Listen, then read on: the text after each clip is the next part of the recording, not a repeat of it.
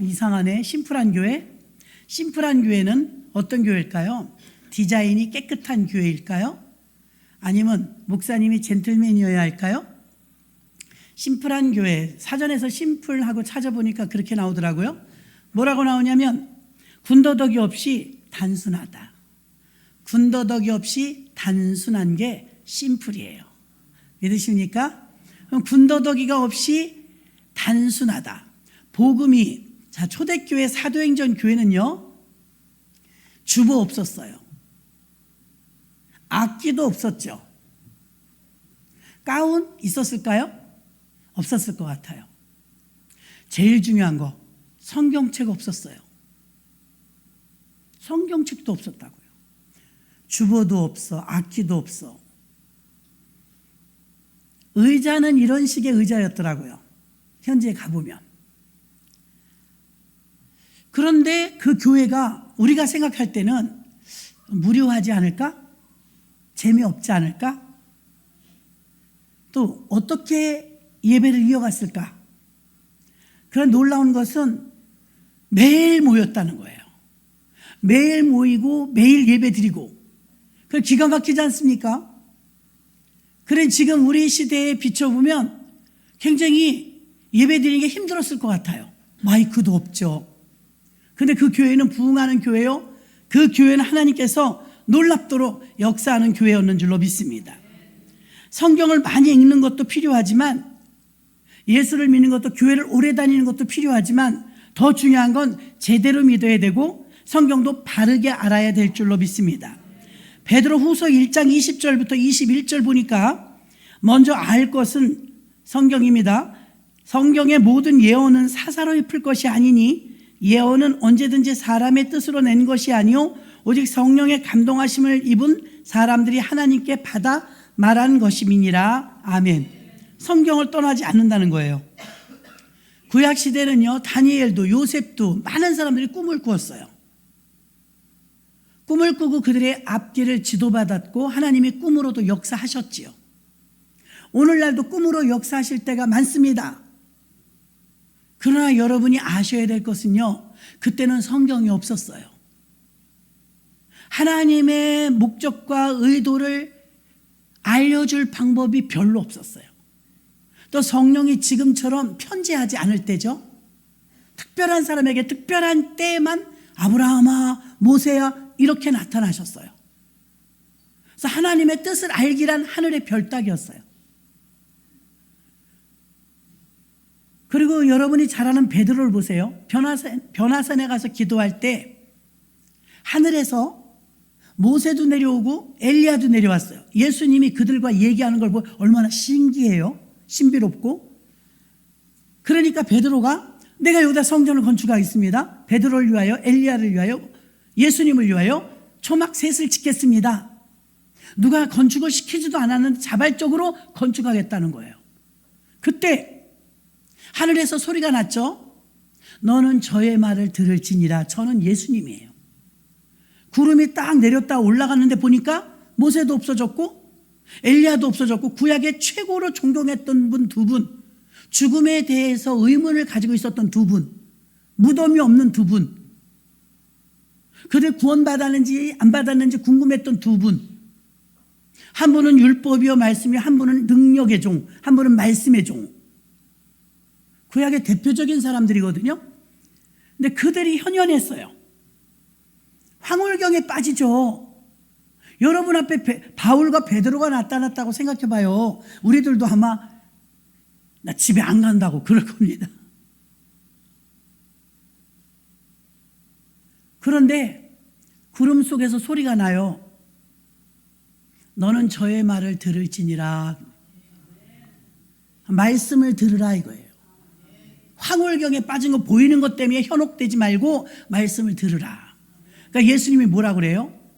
베드로의 감정이 지금 극도로 올라와 있으니까, 흥분된 상태니까, 카타르시스를 느꼈으니까 어떻게 생각해야 돼요? 조금 분위기 좀 맞춰주시면 좋겠는데 내려가자 그래요. 어디로 내려가요? 자기 집으로. 또 제자들이 있는 곳으로, 9명의 제자들이 있는 곳으로 내려갔더니 어린아이 하나 데려온 귀신 들린 사건이 있었죠. 오늘날은요, 꿈으로, 환상으로, 어떤 계시로 여러분에 알려진 일은 극히 드물어요. 정말 극히 드물어요. 지금도 구약 때처럼 아브라함아 나 혼자 어떤 소리를 들으려고 애쓰시면 안 돼요. 지금은 충분히 성경을 통해서 말씀하고 계세요. 성경에 다 써 있어요. 그래도 우리가 미련하고 그래도 우둔하고 그래도 듣지 못할 때는 간혹 꿈을 꿀 때도 있지만 꿈이나 환상이나 계시는 위험해요. 검증되지 않은 일이 많으니까요.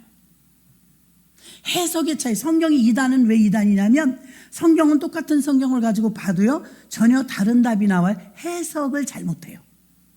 해석. 이단은 다 해석을 잘못해서 문제가 생기는 거거든요. 우리에게 똑같은 꿈과 환상과 계시를 보여줬어도 우리는 제각금 자기 형편에 맞게 자기 개인 이기주의에 맞춰서 그걸 풀어요. 제가 존경하는 저를 길러주셨던 목사님이 방직공장 사장님이었어요. 여사장님. 근데 이분이 집사 때 워낙에 성령 충만하니까 하나님하고 교통을 많이 해요. 성경이 있음에도 불구하고 환상인가 꿈을 꿨대요. 네, 하얀 옷을 보여주시더래요. 그래갖고 자기가 이제 방직공장 하니까 와이셔츠를 만들어서 팔면 돈 벌겠구나. 내가 지금 신학생들 학비 대주고 있으니까 교회 헌금 얼마 많이 하고 있으니까 하나님이 내게 복을 주시려고 봉제공장이고 방직공장 하니까 흰옷을 와이셔츠를 많이 만들어서 팔아야 되겠다고 원단을 많이 떼다가 와이셔츠를 대량으로 만들어 놨어요. 결정적인 계기가 돼서 망하게 됐죠. 나중에 이제 다 털리고 기도하는데 성령께서 뒤늦게 다 실패하고 나서 깨달음을 주시는 거예요. 너는 내가 흰옷을 준비하라는 감동을 주는데 왜 와이셔츠를 만들었니? 그제서야 하나님이 나한테 흰옷을 준비하라는 거였구나. 근데 와이셔츠를 만들어서 팔려고 했으니 우리 육으로 풀려고 했고 하나님 영으로 주는데 그래서 위험하니까 하나님이 우리가 마음대로 해석하니까 잘 안 보여주시고 안 들려주세요. 워낙에 급한 일이 아니고는. 그래서 성경을 많이 보셔야 해요. 많이 보되 바르게 봐야 돼요. 해석을 잘못하면 전혀 다른 답이 나오거든요. 검증이 필요합니다. 오늘날에는요 코로나 때 생긴 거죠. 전에도 우리가 방송 성교 있었죠. 방송으로 설교 많이 보고 은혜 받았잖아요. 극동방송, CBS, CTS 기독교 방송 많잖아요. 저도 틀어놓고 부흥이라고 그럴 때도 있었거든요. 근데 지금은 달라요. 왜 다르냐? 유튜브나 포털, 인터넷 등등 방송 설교로 예배드리는 사람이 아직도 260만 명이 안 돌아오고 있다니까요. 260만 명 어마어마한 겁니다. 보통 일이 아니에요. 왜? 여러분도 들여보셨지만 편하잖아요. 편리하다는 것 외에는 성경적이지 않아요. 라인만 끊어지면 유튜브로 예배드리다 끊어지는 경우가 있거든요. 라인만 끊어지면 예배도 못 드리는 거예요. 더 무서운 건 뭐냐면 자기네 교회 유튜브를 드리는 건 그래도 검증이라도 됐죠. 매일 보던 목사님이고 매일 듣던 목사님 설교니까 그건 어느 정도 괜찮아요. 근데 팬덤 정치만 하는 게 아니라 팬덤 설교를 들어요. 내 마음에 드는 목사님, 내 마음에 드는 어떤 사람에 대해서 젊은이든 나이든 분이든 팬덤 문화가 너무 정착이 돼 갖고요. 골라 들어요. 골라 먹어요. 이게 얼마나 위험하냐면 검증된 어느 분들이 그렇게 큰 걱정은 없는데요. 이게 방송 설교가요. 검증되지 않은 설교자가 상당히 많아요. 그래 제목으로 낚이죠. 내가 궁금했던 부분 11조는 왜 하십니까? 목사라고 다 목사가 아닙니다. 이러면 클릭하게 돼요. 제목이 벌써 솔깃하니까. 검증되지 않은 설교자들, 목사님이 아닐 수도 있어요. 그런 자들의 매체를 듣다 보면 여러분 한 번, 두 번, 이단은요 바보라 가는 게 아니에요. 이단은 미혹의 영이 있어요. 똑똑한 사람 똑똑하다고 안 걸리는 거 아니에요. 사람은 그 영을 이길 수가 없어요. 잘못된 정보의 설교를 계속 반복해서 듣다 보면 잘못된 해석이 내게 세뇌가 돼요. 그럼 나중에는 어떻게 되냐면 그게 맞은 줄 알아요. 기존 교회에서 듣던 설교가 틀린 줄 알아요. 이미 늦었어요. 이단에 한번 발을 들여놓으면 여러분 아시잖아요. 이거 얼마나 힘든지 빠져나오기가.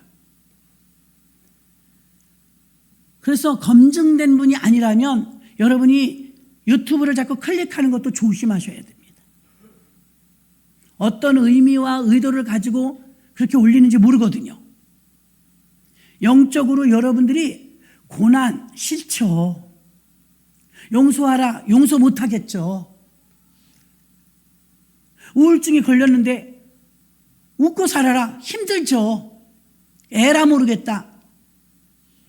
유튜브가 내가 골라서 들으니까 내가 맞는 것만 골라 들어요.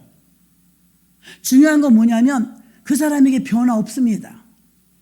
때로는 본 교회에서 예배 드리면서 들을 때 불편한 것도 있어요. 들을 때 나한테 하는 말 같고 힘들 때가 있어요. 회개하라 그러면 힘들죠. 용서하라 그러면 힘들죠. 극복하라 그러면 너무 힘들죠. 근데 그러면서 여러분이 신앙이 성장하는 거예요. 다 먹어야 된다고 다. 유튜브의 맹점이 뭐예요? 골라 먹어요. 팬덤 사회라. 자기가 좋아하는 목사가 따로 있어요. 교회는 여기 다니는데 내가 즐겨 존경하는 분이 따로 있어요. 위험합니다. 문제는 그분이 나를 몰라요. 기도해 줄까요? 해줄 수가 없죠. 모르는데 어떻게 해줘요? 그래서 여러분의 신앙이 건강하게 클 수 없어요. 여러분이 섬기는 교회에서 형편과 사정도 함께 이야기하면서 울고 웃고 어려움도 같이 극복하고 기쁨도 함께 나누고 부대끼면서 이게 신앙생활인 줄로 믿습니다. 그런 과정이 피곤한 거예요. 나는 심플하고 싶다 이거예요. 그게 심플이 아니에요. 오늘 심플한 교회는 어떤 교회가 심플한 교회일까? 사도행전 교회는요 미사오글을 쓰지도 않았어요. 사도들이 날마다 예수는 그리스도라 가르치는 일을 쉬지 아니하니라. 아멘. 예수를 그리스도라 가르치는 일을 쉬지 않았대요. 쉬지 않고 그런 일들로 인하여서 교회가 다른 어떤 다양한 것을 보여준 게 아니에요. 화려한 것을 보여준 게 아니에요. 교회가 예수가 그리스도라 이것을 날마다 가르쳤대요. 반복되는 거 여러분 듣고 싶겠어요? 별로 듣고 싶지 않겠죠. 그런데 그렇게 했다는 거예요. 성경을 사사로이 푼다는 것은 성경에 기록된 대로 이해하는 것이 아니라 자신의 해석을 자의적으로 한다는 거예요. 굉장히 위험합니다. 자신의 의문을 갖고 있던 것, 궁금했던 것들을 검증되지 않은 설교자가 유튜브에 나와서 방송할 때 그걸 그냥 받아들이면 그 신앙은 건강해지기 힘든 거예요. 베드로후서 2장 1절 그러나 민간에 또한 거짓 선지자들이 일어났었나니. 아주 성경에 너무 많이 이런 말들이 나와요. 다 그런 거 아닙니까? 민간에 또한 거짓 선지자들이 일어났었나니 이와 같이 너희 중에도 거짓 선생들이 있으리라. 저희는 멸망케 할 이단을 가만히 끌어들여 자기들을 사신 주를 부인하고 임박한 멸망을 스스로 취하는 자들이라. 아멘. 읽으시면서 들으시면서 공감하신 부분이 있을 거예요. 맞아, 이단은 그래. 무슨 말씀입니까? 항상 2000년 전이나 지금이나 거짓 선지자, 거짓 선생들은 있었다는 것. 그들의 공통점이 주를 부인해요. 예수를 부인해요. 한쪽에서는 건전한 설교자가 예수님은 하나님의 아들이십니다. 십자가에서 우리 죄를 대신하셨습니다. 우리가 아멘 하잖아요. 아닌데? 이렇게 토를 달아요. 아닌데 그러면 사람들이 쏠리죠. 왜 아니지? 내가 알고 있는 거 하나님의 아들 예수 맞는데, 십자가에서 우리 죄를 대속한 것 맞는데, 아닌데 이런 사람이 나오면 다 쏠리는 거예요. 그럼 이렇게 말해요. 내가 장담컨대 마리아와 요셉의 아들이에요. 어디서 속이려고 그래? 마리아하고 요셉의 큰 아들인 걸 내가 두 눈으로 봤어요. 어디서 속이려고 그래? 무슨 하나님의 아들이야. 저 사람이 봤대. 마리아하고 요셉 목숫집 아들이래. 그 사람들이 돌려줘요. 이단인 줄 알고. 여러분이 알고 있었던 거 맞거든요. 하나님의 아들 예수님이십니다. 우리의 죄를 대신해서 십자가에 죽으신 분이십니다. 다른 어떤 게 있는 게 아니에요. 다른 꿍꿍이가 있는 게 아니에요. 특히 우리 자녀들이 잘못된 복음이나 탈교회에 빠지지 않도록 조심해야 되는데, 이단에 한번 빠지면 영적인 병이기 때문에 알아보지도 못하고 겉으로 보기엔 멀쩡한 것 같지만 영적으로 병 들어가고 있는 것이거든요. 가끔 어떤 사람 말합니다. 이단에 가서 세상에 내가 교회 30년 다녔는데 한 번도 들어보지 못한 소리야. 그렇게 재미있을 수가 없어. 성경을 푸는데 기가 막혀. 쪽집게야 쪽집게. 30년을 교회 다녔는데 이런 소리 한 번도 들어보지 않아서 그쪽이 의심해야지. 그쪽을 의심해야죠. 30년을 아무려면 기성교회를 다녔는데 들어보지 못했다면 거기서 의심을 해야 되는데 쏙 빠져요. 들어보지 못했어. 한번 신천지인가 그 시온 뭐라고 이름을 썼던 신학원, 시온 신학원. 처음엔 그렇게 시작했어요. 반석 오거리에서. 한번 찾아가 봤어요. 장로님이 거기 갔다는 소리 들어갔고 장로님 빼오려고 갔었어요. 출석부 다 책상에서 봤더니 진짜 있어. 이름이. 목사님도 혼나고 다시 오긴 했지만 구경 갔대. 구경. 그래서 비유풀이 하는 걸 보니까요, 기가 막혀요. 뭐가 기가 막히냐? 뻥이. 기가 막혀. 성경 모르면 몰라요. 말도 안 되게 엮어놨어요. 그리고 분별을 하느냐? 성도님들이 성경을 의외로 너무 몰라요. 그냥 빠지는 거예요. 말도 안 되는 소리를 듣고 있더라고요. 인생을 망치고 영을 망치고 결국 거기에 푹 빠지면 구원을 못 받아요. 그 시발점이 어떻게 되느냐? 궁금한데? 내가 의문을 가지고 있었던 부분인데 클릭해볼까? 이렇게 시작될 수도 있다는 거예요. 오늘 본문 말씀 너무나 중요합니다. 짧은 2절이지만 모든 교회가 이 말씀을 알고 믿으면 심플한 교회가 되어서 교회에 개혁이 일어날 것입니다. 갈라디아서 3장 1절로 3절 보니까 어리석도다. 갈라디아 사람들아, 교인들아, 예수 그리스도께서 십자가에 못 박히신 것이 너희 눈앞에 밝히 보이거늘. 여태 가르쳤다 이거 교회에서. 누가 너희를 꾀더냐? 내가 너희에게 다만 이것을 알려 하노니 너희가 성령을 받은 것은 율법의 행위로냐 듣고 믿음으로냐? 너희가 이같이 어리석으냐? 성령으로 시작하였다 이제는 육체로 마치겠느냐? 갈라디아 교인들은 성령으로 시작을 했어요. 이제 율법을 다시 지켜야 된다는 거예요. 전에도 말씀드렸지만 율법을 지켜야 된다면 구약은 율법이고 구약의 구원받는 방법은 율법을 지키는 것밖에 없어요. 율법은 613가지이고 하라 하지 말라로 돼 있어요. 한 명도 지킬 수 있는 사람이 없어요. 그러니까 율법으로는 구원받기가 힘든 거예요. 구약은 율법의 한계. 율법이 사람을 구원시키진 못하고 죄를 지적만 해요. 그런데 예수님은 오셔서 율법을 폐하러 오신 것이 아니라 율법을 완성하러 오셔서 사랑으로 짐을 져주셨죠. 그래서 내가 올라가면서 너희에게 보혜사 성령을 보내준다고 마가다락방에서 성령 충만 받고 첫 번째 교회가 탄생하고 지금 갈라디아 교회는 몇 번째인지 제가 잊어버렸어요. 교회가 계속 생기는 거예요. 그 첫 번째 교회는 예루살렘 교회잖아요.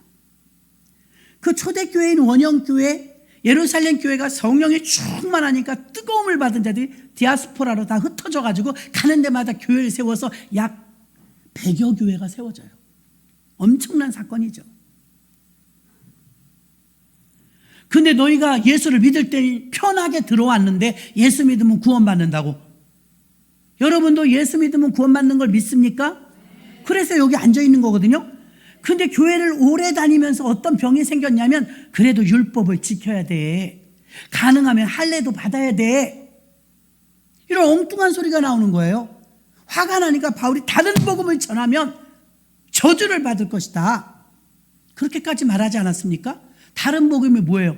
율법으로 구원받는다. 할례로 구원받는다. 착하게 살아야 구원받는다. 그런 소리 하면 다른 복음이라 이거예요. 진짜 복음은 심플해요. 하나님의 아들 예수, 주는 그리스도시요 살아계신 하나님의 아들입니다. 하나님의 아들인 걸 믿어야 돼요.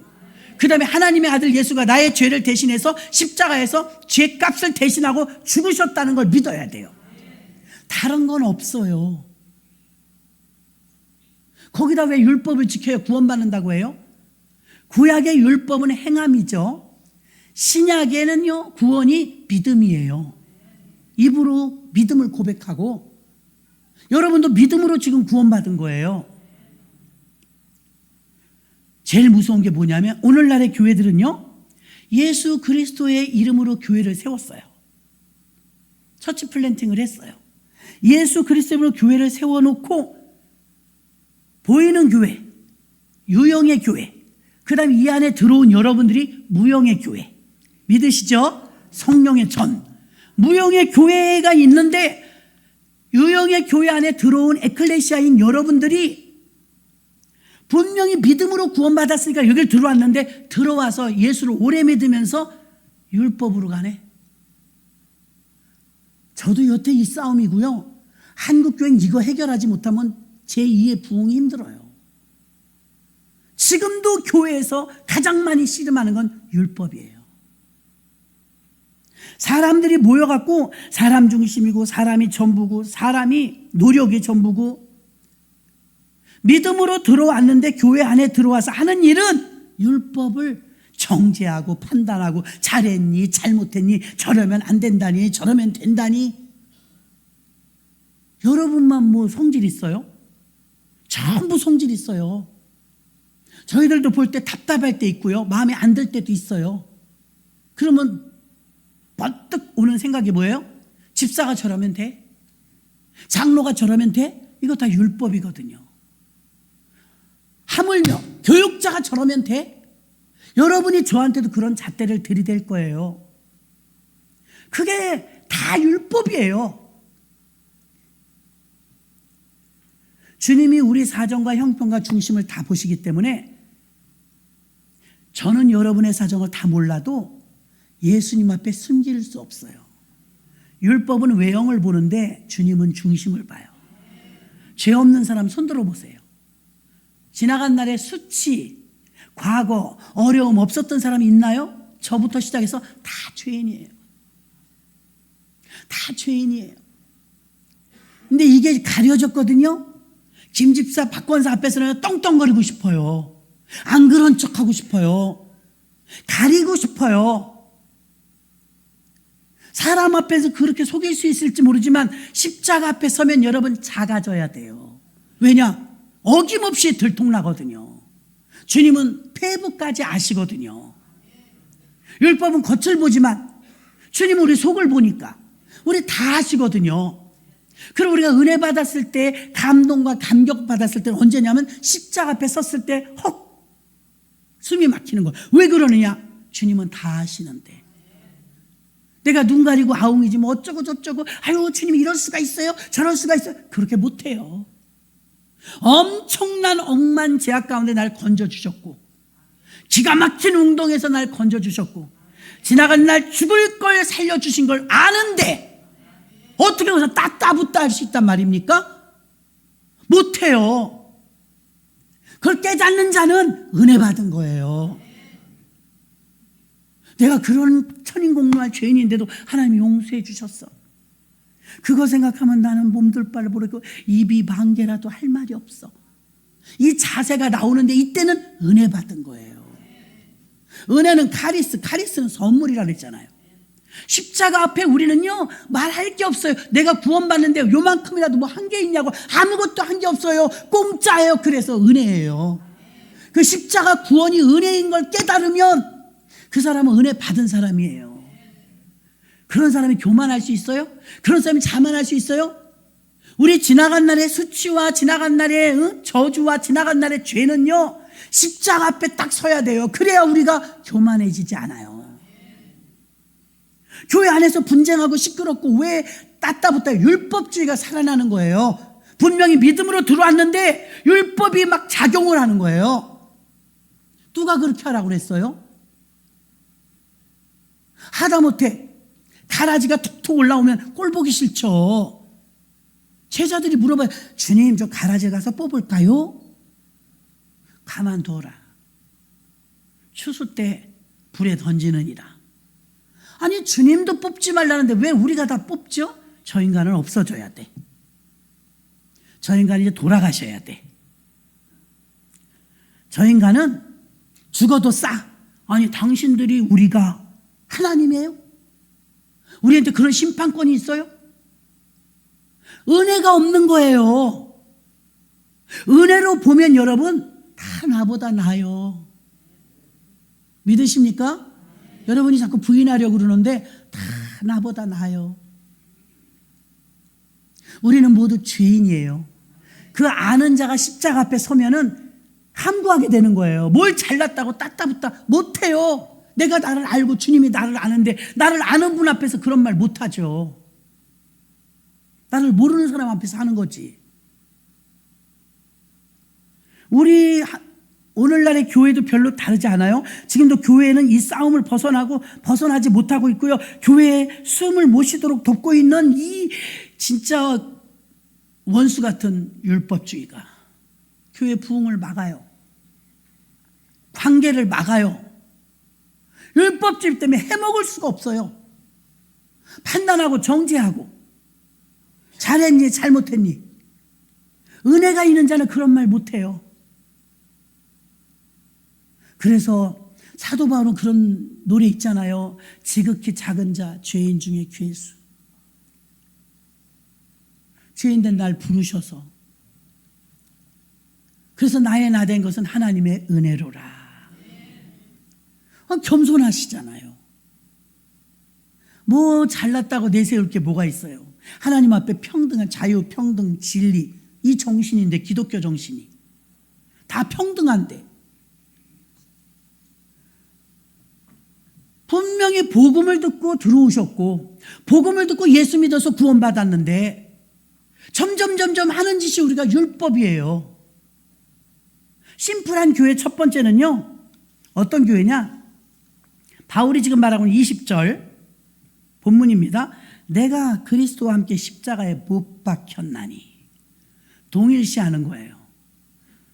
이런 얘기는 좀 우습지만요. 용한 점쟁이는요.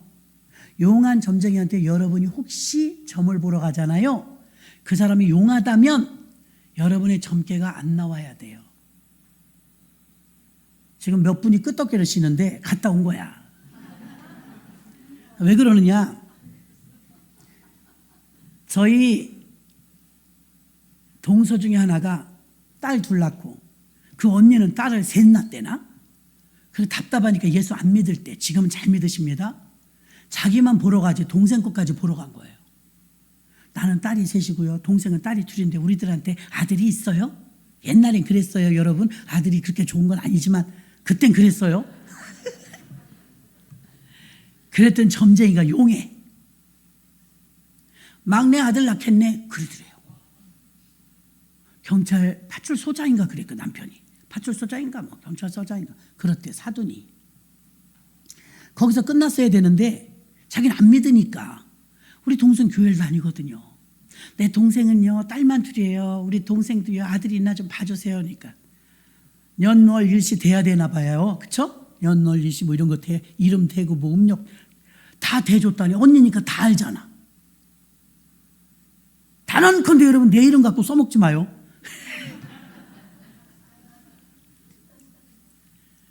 거기서 발칵 뒤집힌 거야. 아무리 점을 봐도 점괘가 안 나온대. 그때 집사 때, 지금은 권사인데요. 그 집사 때인데 점괘가 안 나오더래요. 점괘 나오나 안 나오나 가보면 여러분 가짜예요. 자, 점괘가 용한 점괘가 안 나와요. 왜 점괘가 안 나오냐? 지금 우리 읽었죠. 20절 봐요. 내가, 여기 바울이지만 우리도 다 내가예요. 내가 그리스도와 함께 십자가에 못 박혔나니. 희한한 건요, 점쟁이가 사람의 점을 보고 사주를 풀고 하려면요 점괘가 나와야 되는데 점괘가 안 나왔대요. 그래서 왜 안 나오냐 그랬더니 혹시 동생 죽지 않았어요? 그러더래. 아니요, 살아있어요. 이상한데, 예수 믿어요? 그러더래. 그럼 예수 믿죠? 아, 예수 믿는 예수쟁이들은 안 나와요. 이러더래. 여러분은 얼마나 믿음이 없냐면 점쟁이만큼도 없어. 점쟁이가 우리들을요 점괘가 안 나오는데 왜 그럴까? 죽은 사람이래. 놀랍지 않아요, 여러분? 난 너무 소름이 끼치더라고요. 성경에 지금 말씀하신 거죠. 그리스도와 함께 우리가 죽었대요. 십자가에서. 죽은 자는 점괘가 안 나오는 거예요. 산 자만 나오는 거예요. 근데 여러분 어디 가서 나이롱이야 그거 봤는데 점괘 나왔다. 그쪽이 가짜든가 이쪽이 가짜야. 내가 그리스도와 함께 십자가에 못 박혔나니.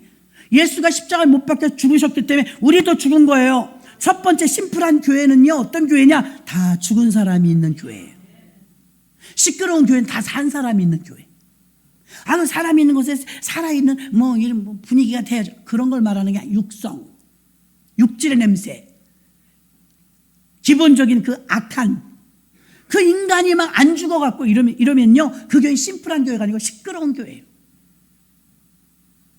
내가 그리스도와 함께 십자가에 못 박혔나니 이제는 내가 사는 것이 아니고 내 안에 그리스도가 사는 것이다. 그러니까 점괘가 안 나오는 거야. 죽은 자니까. 십자가에 못 박히셨음을 믿습니까? 십자가에 우리는 못 박혀 죽었대요. 예수와 함께 죽었기 때문에 예수와 함께 부활하는 거예요. 내가 고통을 느끼진 않았지만 내가 믿음으로 거기 그냥 끈 잡듯이 예수님 십자가에 날 죽으신 거 그 밑에서 우리는 믿기만 한 거예요. 근데 예수님은 동일시해 준 거죠. 내가 죽을 때 너도 죽었다. 내가 이렇게 고통스럽게 죽은 건 너의 고통을 가져간 거야. 너 병 들었지? 너 병 든 건 내가 이렇게 아플 때 네 병 가져간 거야.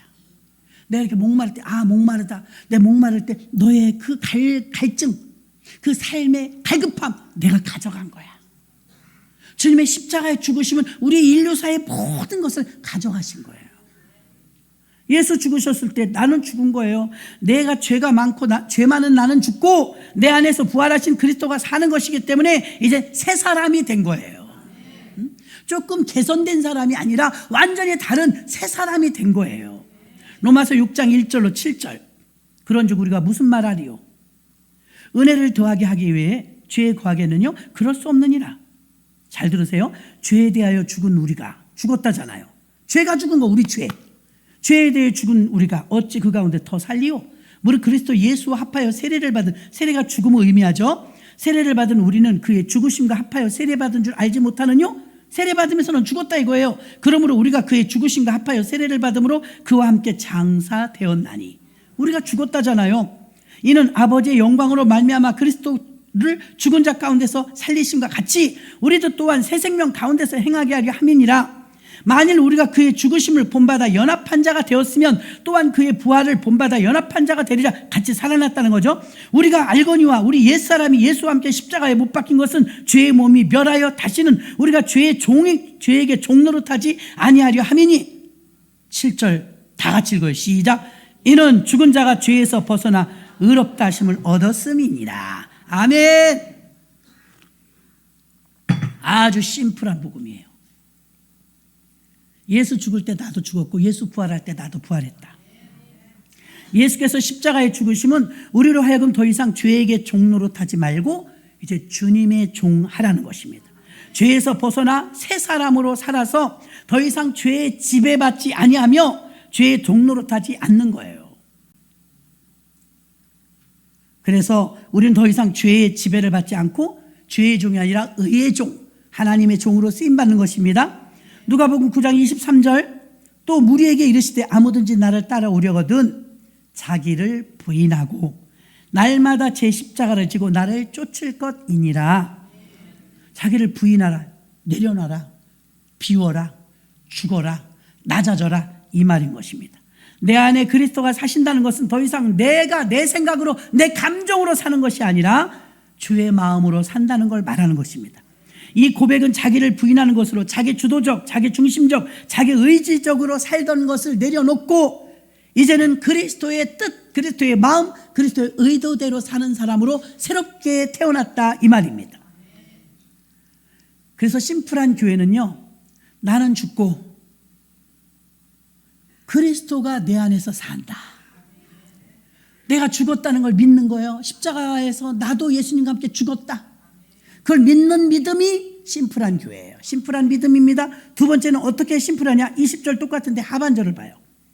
하나님의 아들을 믿는 믿음이라고 나옵니다. 20절, 내가 그리스도와 함께 십자가를 못 박혀 죽었나니, 이게 첫 번째 심플한 교회고요. 그런즉 이제 내가 사는 것이 아니오 오직 내 안에 그리스도께서 사시는 것이라. 이제 내가 육체 가운데 사는 것은 나를 사랑하사 나를 위하여 자기 자신을 버리신 하나님의 아들을 믿는 믿음 안에서 사는 것이다. 여기서 내가 분명히 봤어요. 목수의 아들입니다. 마리아와 요셉의 아들입니다. 내 눈으로 똑똑히 봤어요. 아니라 육으로는 목수의 아들 나오셨지만 성령으로 잉태되셨으니 하나님의 아들이다. 여러분이 하나님의 아들인 줄 알았는데 요셉의 아들인가? 저 사람이 봤대. 이러면 안 된다는 거예요. 여러분이 예수님을 목수의 아들, 동정녀 마리아의 가톨릭은요, 베들레헴을 못 벗어나요. 성모 마리아를 더 높이죠. 성모 마리아는요, 대단하신 분이죠. 순결하시니까요. 그런데 끝까지 순결했느냐? 아니요. 예수님 낳고부터는 안 순결했어요. 5을 낳았어요. 예수님 낳을 때까지는 순결했어요. 동정녀였고요.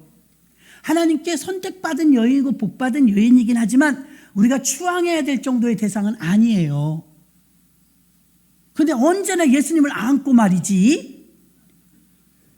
그렇죠? 그 모습밖에 더 있냐고요. 가톨릭에서는 잘못된 거예요. 예수님의 공생애부터 나와야죠. 우리는 예루살렘부터 출발이에요. 예루살렘부터. 성령 받은 이후에 교회가 퍼지면서 예수의 강력한 역사가 일어나죠. 사복음서의 예수까지도 그냥 그런 대로. 왜? 구원은 받으니까요.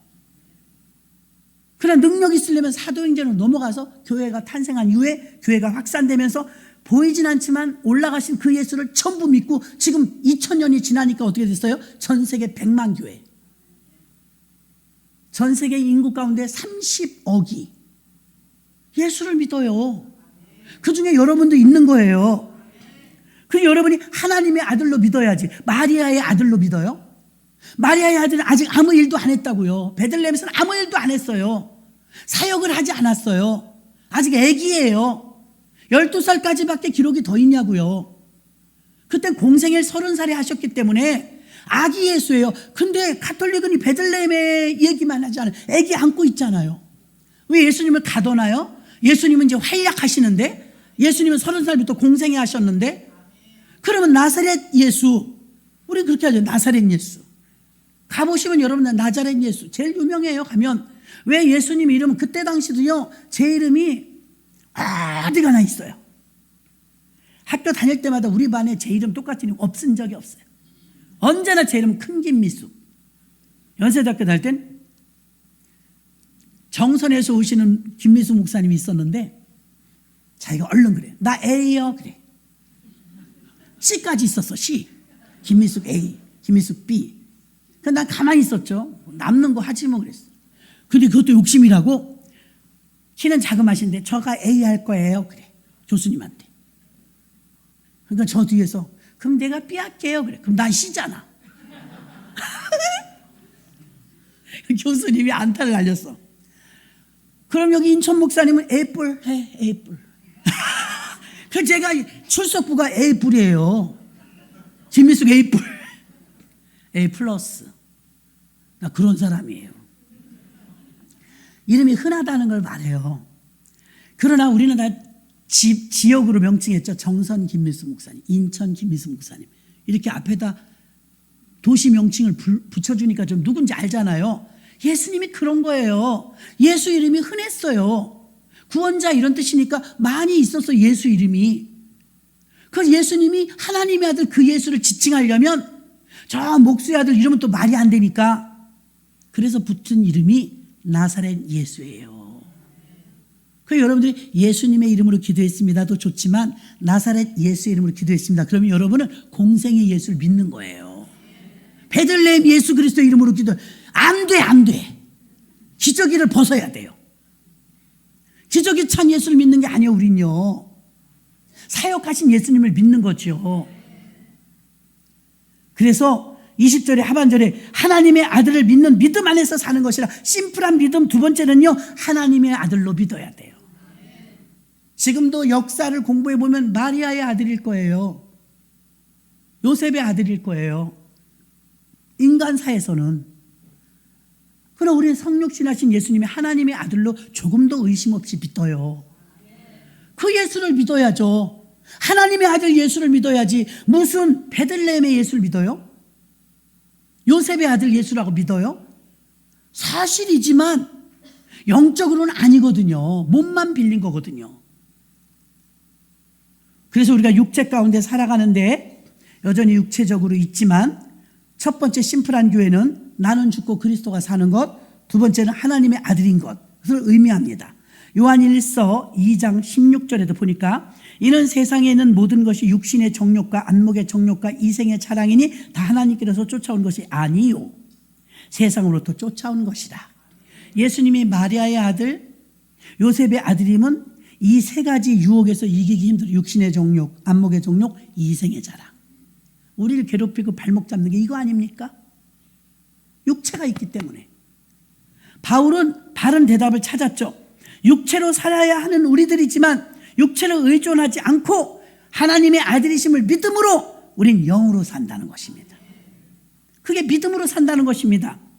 믿음으로 여러 가지가 있는데 하나님의 아들을 믿는 믿음을 이렇게 강력하게 바울이 말하는 이유는 무엇입니까? 하나님의 아들 예수만이 우리가 믿어야 될 대상이며 우리를 구원할 만한 힘이 있는 분이기 때문입니다. 그 당시 예수가 많았지만 아무 예수나 쫓아가면 그건 이단이에요. 하나님의 아들 예수만 믿어야 되는 거예요. 심플한 믿음은 복잡하지 않아요. 예수가 그리스도라는 걸 가르치는 일만 날마다 반복했대요. 그때 성령의 격이 천부가 되니까요. 하나님께서 마음에 감화와 감동을 주시니까 막 날마다 교회에 모여갖고 나가서 전도하고 기도하고 이런 역사가 있었던 게 초대교회 아닙니까? 아니 무슨 음향기기도 없고 이렇게 성가대도 멋있게 있지도 않고 부족한 거 투성이 없고 주보도 없고 성경도 없고 그 예배는 날마다 살아있다는 거예요. 그게 영위하지 않고는 어떻게 그렇게 할 수 있냐 이 말입니다. 요한복음 17장 5절에 보니까 아버지여 창세전에 내가 아버지와 함께 가졌던 영화로서 지금도 아버지와 함께 나를 영화롭게 하옵소서. 아니 예수님은 자꾸 하나님 아버지를 아버지라고 부르잖아요. 요셉한테 아버지라고 부른 대목이 한 군데도 안 나와요. 요한복음 17장 24절 아버지여 내게 주신 자도 나 있는 곳에서 나와 함께 있어 아버지께서 창세전부터 나를 사랑하심으로 내게 주신 나의 영광을 저희로 보게 하시기를 원하옵나이다. 하나님을 아버지라 불러요. 예수님은 세상의 기초가 놓이기 전부터 성부 하나님의 성자 예수님 그리스도를 사랑했고 마리아가 낳았기 때문에 예수가 만들어진 분이 아니에요. 그 이전 구약 이전부터 창세전부터 예수님은 계셨어요. 마리아가 낳았기 때문에 예수님이 생기신 분이 아니에요. 그때 만드신 분이 아니에요. 차질이 없으시길 바랍니다. 이렇게 깊은 말씀을 여러분에게 전해드리면 이단들이 여러분에게 말도 안 되는 가머니설로 홀리려고 해도 여러분이 안 넘어갈 수 있잖아요. 그 예수가 그 예수인가 헷갈리면 그래 저 사람이 그러는데 목수의 아들인 거 분명히 봤대. 마리아가 10달 동안 배부른 것도 봤대. 넘어가는 거예요. 하나님의 아들 예수이십니다. 빌립보서 2장 7절 오히려 자기를 비워 종의 형체를 가져 사람들과 같이 되었고 낮은 자리로 오셔서 사람같이 되었대요. 로마서 8장 3절로 4절 율법이 육신으로 말미암아 연약하여 할 수 없는 그것을 하나님은 하시나니 곧 죄를 인하여 자기 아들을 죄 있는 육신의 모양으로 보내어 육신의 죄를 정하사 육신을 쫓지 않고 그 영을 쫓아 행하는 우리에게 율법의 요구를 이루어지게 하려 하심이니라. 요한 1서 4장 9절. 이 말씀이 이렇게 많아요. 하나님의 사랑이 우리에게 이렇게 나타난 바 되었으니 하나님이 자기의 독생자를 세상에 보내심은 저로 말미암아 우리를 살리려 하심이라. 목적은 딱 하나예요. 우리를 살리러 오신 거예요. 하나님이 그의 아들을 보내신 것은 최초의 선교사로 높고 높은 보좌에서 낮고 천한 이 지구로 보내신 이유는 딱 하나입니다. 하나님의 아들로서 우리를 살리러 오신 것입니다. 하나님은 우리를 구원하셨고 우리가 그분을 사랑하는 자가 되어서 그분을 사랑하는 자로서 보내심을 받아 지금 비록 육체가 있지만 믿음으로 말미암아 의롭다 하심을 받아 우리는 구원받은 의인들이 된 줄로 믿습니다.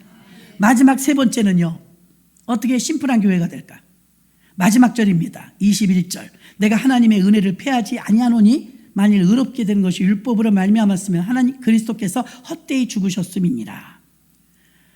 모든 것이 하나님의 은혜라고 고백하는 게 믿음의 절정이에요.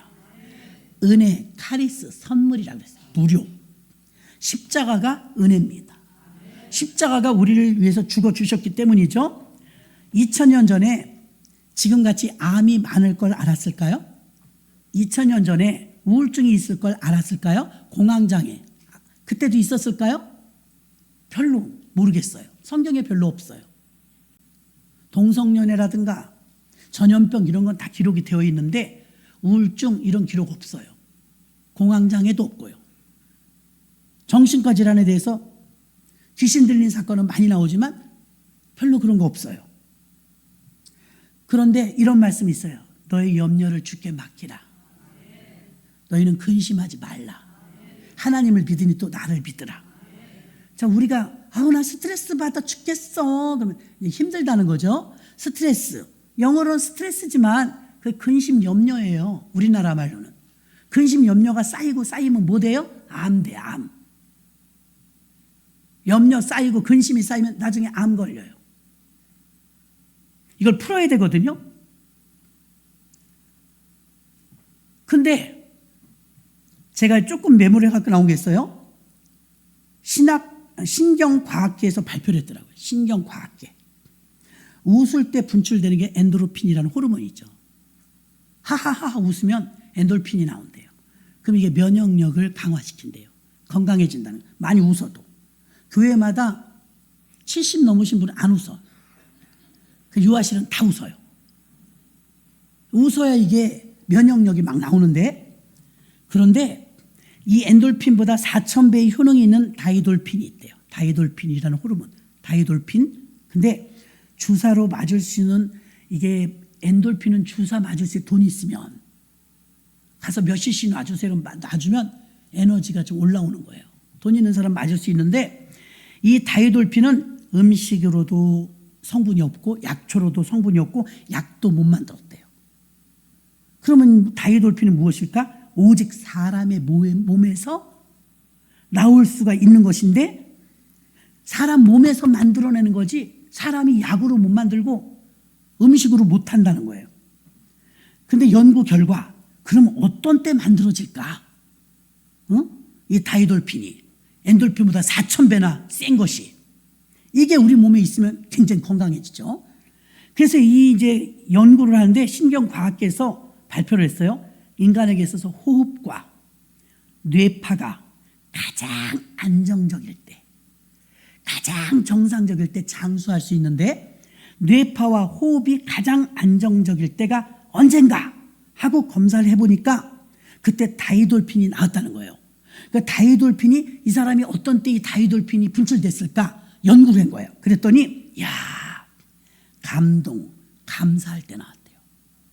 감동, 감사. 우리가 각박한 이 도시 생활하다가 강원도 저 강릉 바닷가에 가면 바다에 사람 없는데 나 잡아봐 라고 해변을 걷잖아요. 막 뛰면 생각만 해도 행복하지 않아요?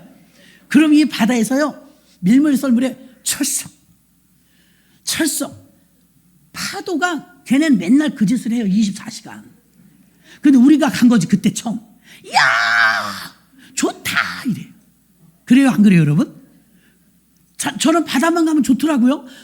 좋다. 그 감탄사. 여러분, 저는 오늘도 맛있으니까 맛있다고 했어요. 오늘 갈비 주더라고요. 맛있으니까 맛있다고 했어요. 근데 여러분 중에 저를 별로 안 믿어. 목사님 맨날 맛있다. 나 맨날 맛있어요. 맛있으면 맛있다고 하는 거예요. 슬프면 우는 거예요. 이 감정 표현 중에서요, 감동받기 쉽지 않죠. 근데 감동받고 감사하는데, 감동과 감사할 때 다이돌핀이 나온대요.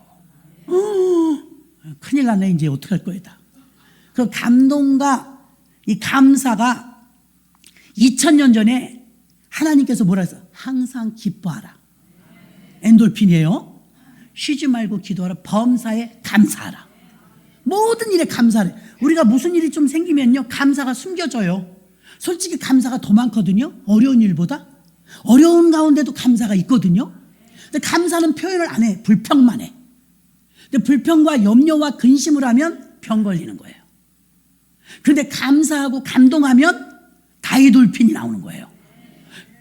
목사님들이 여러분들보다 스트레스를 더 받을 것 같아요? 덜 받을 것 같아요? 더 받아요, 솔직히. 자기네 식구 4명, 5명도 큰 스트레스라면서요. 우리 교회는 좀 작지만 수만 명 되는 교회 목사님 얼마나 힘들겠어요. 근데 통계가 나왔어요. 목사님들 장수한다고. 목사님들 장수한다는 통계가 나왔어요. 왜요? 그럼에도 불구하고 감사하거든요. 그죠, 여러분? 그럼에도 불구하고 감사하거든요. 왜? 하나님이 하라고 하셨으니까. 근심 염려는 있으면 와서 기도하거든요.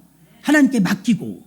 근심 염려를 내가 해봐야 조금도 나아지는 게 없어요. 근심 염려를 하나님께 맡기고 쉬지 말고 기도하고 범사에 감사하면 다이돌핀이 엔돌핀보다 4000배나 센 것이 우리 몸에서 분출이 된대요. 그런데 2000년 전에 성경은 벌써 써놓은 거예요. 근심 염려는 하지 마라. 하면 병드니까. 대신에 어떻게? 기뻐하라, 감사하라 써 있어요. 하나님 자체가 빛이 있으라 하시면 빛이 있었고 그 빛이 하나님 보시기 좋았더라. 감탄이에요, 감탄사. 그 다음에 6째 날 인간을 만들어 놓으시고 세상에 이렇게 생겨게 만들어 놓으시고 뭐라 그래? 이야, 하나님 보시기에 심히 좋았더라. 최고의 감탄한 게 우리들이에요. 근데 우린 여러분 청춘 남녀가 연애할 때 여자 만나고 남자 만나면 충전이 될 것 같아요? 방전이 될 것 같아요? 충전돼, 방전돼? 우리도 소시적으로 생각, 충전돼.